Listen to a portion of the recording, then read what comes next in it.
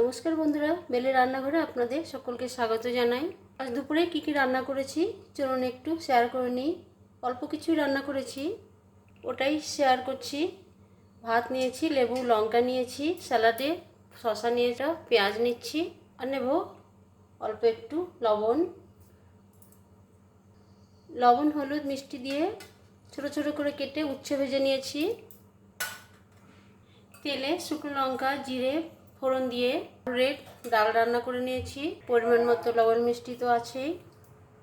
তেলে সর্ষে হিং দিয়ে মিষ্টি কুমড়ো রান্না করে নিয়েছি। লবণ মিষ্টি হলুদ সব দিয়েছি, বরবটি আর এতে ঝিঙে দিয়েছি একটু।